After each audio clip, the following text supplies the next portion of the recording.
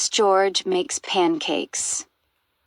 Illustrated in the style of H.A. by Vipa Interactive. This is George. George was a good little monkey and always very curious. One morning the man with the yellow hat woke George early. "Time to get up, George," he said. "The pancake breakfast is today." George loved the pancake breakfast. It was a fundraiser held every year to make money for special programs at the Children's Hospital. Besides eating pancakes, there were all kinds of games to play. Even the mayor came to play and eat, but first he gave a welcome speech. "Thank you all for coming," the mayor said. "We appreciate your generous support." He thanked all the volunteers who were helping that day, and finally he said, "Please enjoy yourselves." "And the pancakes." When the mayor finished, the man with the yellow hat said, "George, I'm going to buy our tickets. Please wait here and don't be too curious." George waited like a good little monkey. But, something smelled good. Could it be the pancakes? George was curious. He followed the delicious smell and found a whole griddle full of pancakes. George watched as a man poured little batter circles and flipped them up in the air. It looked like fun to make pancakes. George wanted to help. On a table near the griddle was a basket full of blueberries. These pancakes need blueberries, George thought, and he sprinkled some on top. Meanwhile, the man at the griddle was so busy he didn't notice the little monkey helping him. But the line grew and grew. George's pancakes were a hit. Soon everyone wanted them and the man could not keep up. "Please wait," he said to someone holding an empty plate. "I need to find an assistant to help me." And just like that, he was gone. George looked at the people waiting in line, and then at the empty griddle.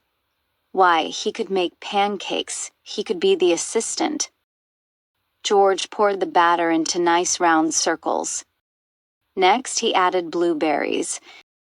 He waited just a minute to let the pancakes cook. Then he flipped them over. And last, he added syrup. The line for pancakes was enormous. But with 4 hands, George made quite a chef and no one's plate was empty for long. "I've been coming to this breakfast for years," a man said. "But I've never seen pancakes made like this before." "I've never eaten this many pancakes before," said a girl.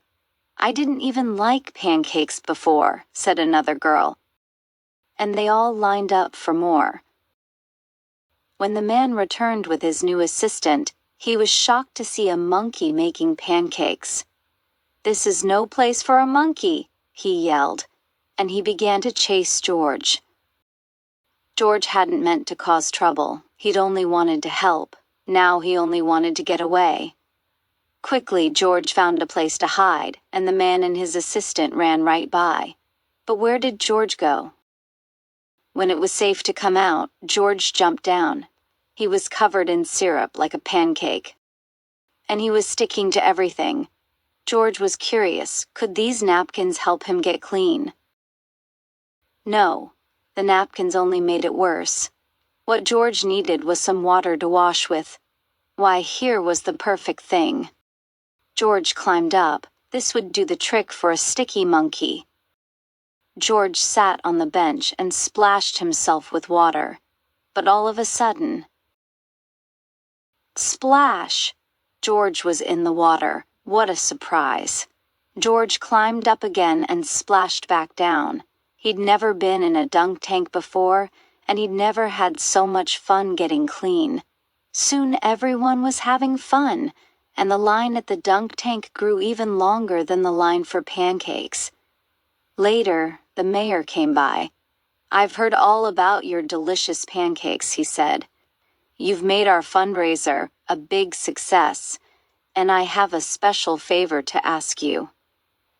At the end of the day, George got to present the money from the fundraiser to the president of the hospital. "Thanks to you, George. This has been our best year ever," she said. will you come back and make pancakes again next year? George nodded, and everyone cheered.